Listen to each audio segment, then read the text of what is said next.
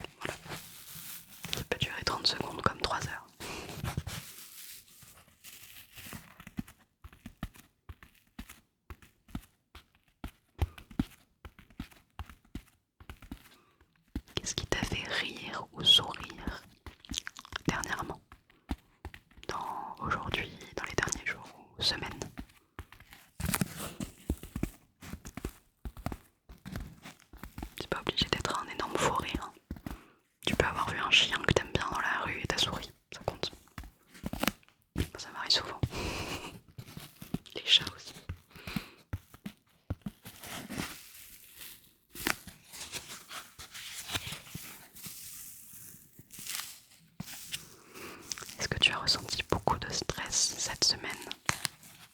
Alors, je pars du principe que la vidéo je la poste vendredi. Donc ça peut être la semaine qui vient de s'être écoulée, mais ça peut être... si tu regardes cette vidéo le lundi, ça peut être la semaine dernière, tu vois. Et si oui, essaye de trouver les raisons. En général, c'est pas trop compliqué. Quoique, des fois il y a plein de trucs, donc c'est dur de mettre des mots dessus. Mais est-ce que tu as ressenti beaucoup de stress?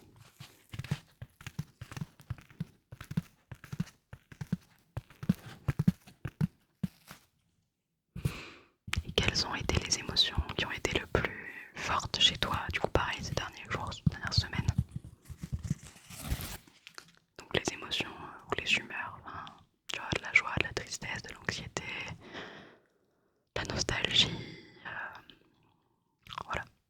Tu peux peut-être essayer de trouver l'émotion positive qui a été la plus forte, même si ça se trouve sur une semaine elle a été là que 1 heure, mais ça a quand même été celle qui a été la plus forte parmi les positives. Et trouver la négative qui a été la plus forte également, tu vois. Ça peut te donner une idée un petit peu et limite tu peux te reposer ces questions fréquemment. Et essayer de voir si c'est toujours les mêmes qui reviennent. Et peut-être essayer de travailler pourquoi sur les négatifs et comment en avoir encore plus de positifs.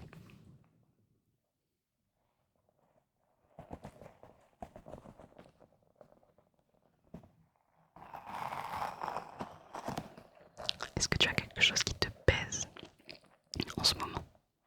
Et tu vois là, encore une fois, c'est pas pour essayer de pointer du doigt le négatif, mais c'est pour que tu le...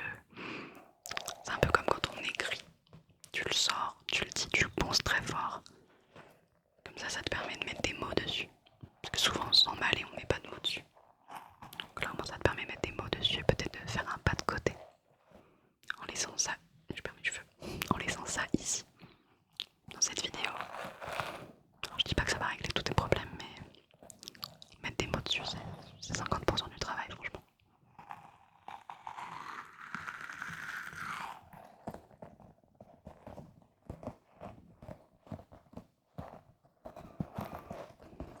Est-ce que tu as parlé à quelqu'un qui t'est cher récemment? Parler ou passer du temps avec? Et ça peut être, là je l'ai noté parce que je l'ai pensé quand je l'ai écrit en préparant la vidéo. Ça peut être un professeur, un ami, une amie, ta famille. Et ça peut même être quelqu'un en virtuel, tu vois.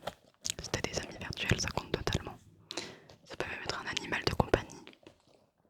Même s'ils ne nous répondent pas directement. Moi je parlais à mes animaux, donc ça compte. C'est quelqu'un qui nous est cher. Toujours dans l'idée d'extérioriser en fait. Même si tu parlais à une peluche. Le tout c'est de savoir qui compte, qu'est-ce qui compte pour toi. Et à qui tu peux te confier.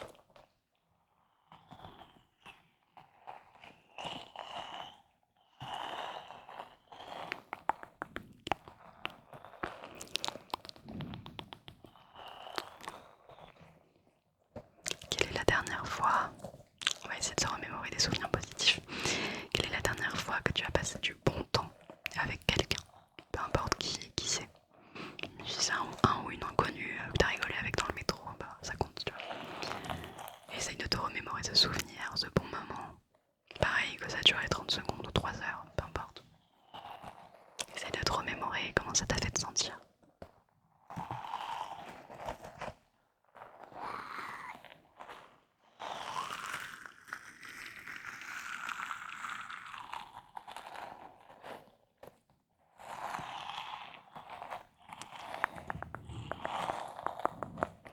Et là, de manière générale, dans ta vie en ce moment, parce que ça évolue, quelle est l'activité qui te fait du bien?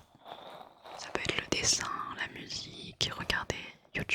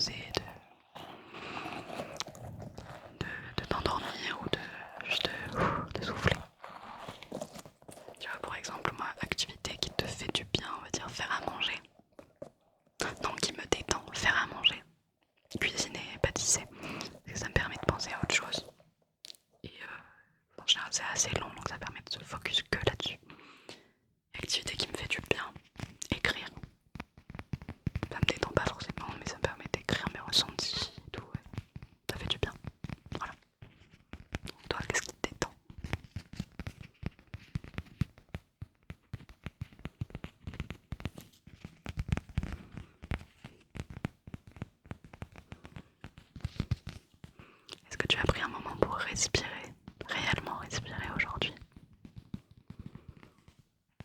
Que tu me répondes oui ou non, on va le faire ensemble. Donc, faut bien respirer avec le ventre. Quand tu inspires par le nez, tu gonfles le ventre et quand tu souffles par la bouche, tu rentres le ventre. T'es pas obligé de le faire en même temps que moi, mais je vais le faire quand même, tu vois.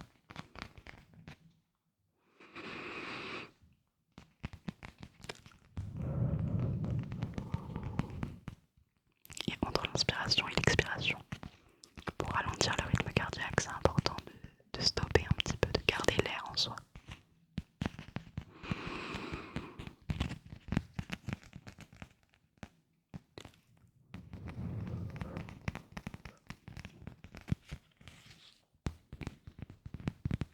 Tu gonfles bien le ventre. Et là tu le rentres. Des fois quand tu sens que là, c'est souvent mon cas, parce que je suis dans une grande ville, j'ai l'impression que à chaque fois que je vais dans une plus petite ville chez mes parents, les gens sont beaucoup moins stressés, donc je me dis, dans les grandes villes, on a les journées un peu plus à 1000 à l'heure avec les transports et tout. Et dans une grande ville ou dans une petite ville, c'est important de faire ça une ou deux fois dans la journée pour prendre conscience de ton corps, prendre conscience de ta respiration. Se rappeler qu'on est là, ici, maintenant, qu'on a de la chance de vivre, même si en ce moment c'est compliqué, mais on a de la chance de vivre. Des fois on s'oublie un peu, hein, tellement on est dans le rush.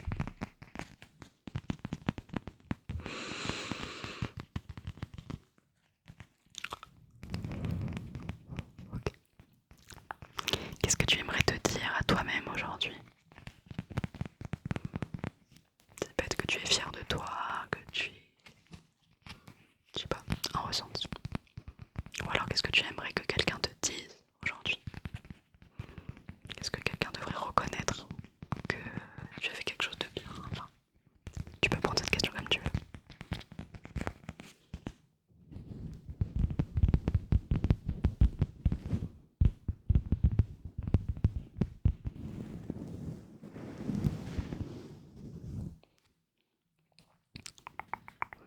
Cite-moi 3 choses que tu as aimées aujourd'hui. Après, si tu regardes cette vidéo à 9 h du matin, en vrai, si ça peut être ton petit déj, mais ou ces derniers jours,